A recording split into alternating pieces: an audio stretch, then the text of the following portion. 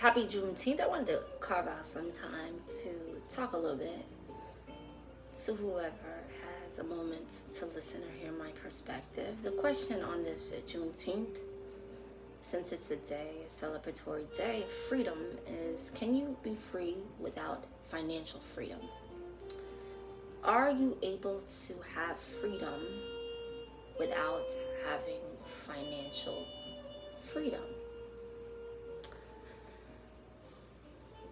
I don't know. Too many people who have both, right? Even people who may have what would be categorized as financial freedom, they have to be accountable to someone. You know, whether it's a corporation, whether it's a label, whether it's whoever is employing them. And accountability is attached to restrictions. You take the league, for example. Take, any league really, but they have certain restrictions as far as what it is that they're allowed to say, what they're allowed to wear. Their life is very governed. These athletes are paid quite well, but their lives are very, very, very governed. So is there freedom without financial freedom? Everything has its trade-off. Everything has an exchange. But I say whatever it is that you decide, fully engulf yourself in the perks and the benefits of whatever the exchange is, right? So is there freedom without financial freedom? I think it's appropriate to discuss the history of this country in regards to this question, in regards to this day of Juneteenth, which is known to be a day of emancipation. However, if you study history, and I'm not a history buff, but I did minor in this in college, and I learned that the predicament was that the slaves were freed, but reparations weren't given, right? So the slaves were freed after X amount of years of free labor, and freedom should be celebratory, right? Like, yeah, we're free now, but you don't have anything. You don't have a house, you don't have land, you have nothing, right? So what's going to happen? You're free, technically free, but where do you sleep? What do you eat?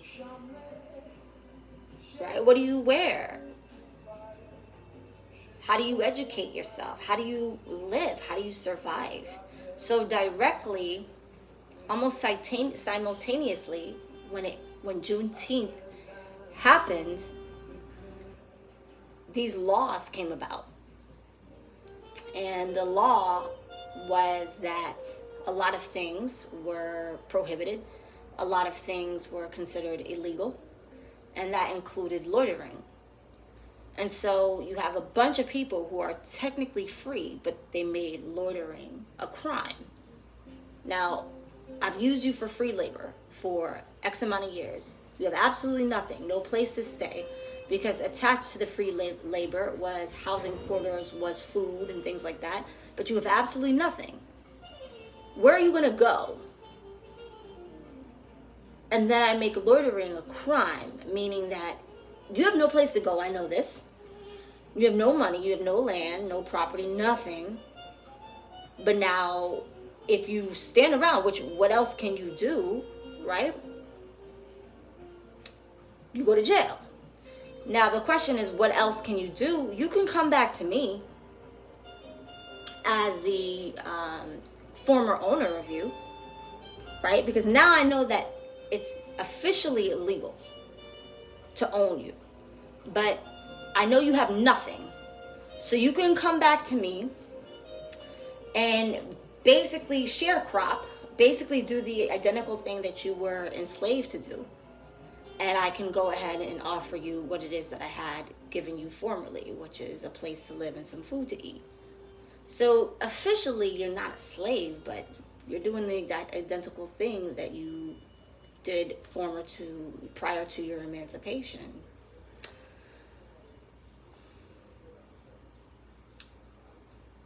What happens when everybody's a slave and you're the only free one?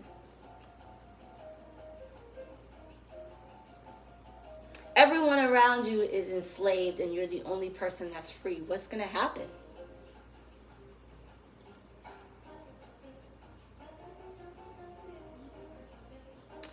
Is there freedom without financial freedom? Can you be free without being financially free? So it's a group of people, and some groups were given reparations, and some groups were not. Which means that some groups were given money to be able to build, money to be able to build schools, and money to be able to get land, money to be able to get property, money to be able to get real estate, money to economically thrive. But they're also among people who were forced to work for free for a long time and got nothing. What's going to happen is the people who did not get reparations will end up being slaves to the people who did, right? So can you be free and not be financially free? I'm inclined to say that you cannot. Now, is there an escape route, right? How do you get out of this predicament of being free, technically, but having nothing? How are you able to get out of this predicament? I would say that the only way out is by relying on a network of people who are in the identical predicament. Or at least one of the only ways out is basically creating a network of people who are in the identical predicament to be able to put your heads together to figure out commerce, revenue, proprietorship. How are we going to fully take advantage of our freedom if we're not financially free? How do we get to be financially free, right?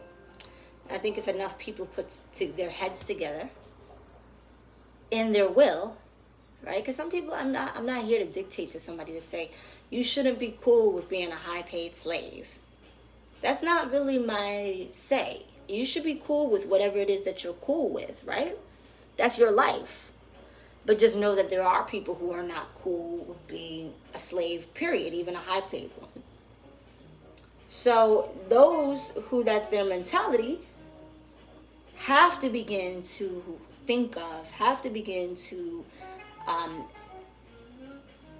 think of ways to financially emancipate themselves with no, attachments to anyone whose desire is to hold them in sort of some sort of captivity or have a governance or dominion or control over them. And I think that that's where we're at also. Juneteenth is a celebration of freedom, but are we really free? The question is, are we really free? If we're not financially independent, if we're not financially free, are we really free?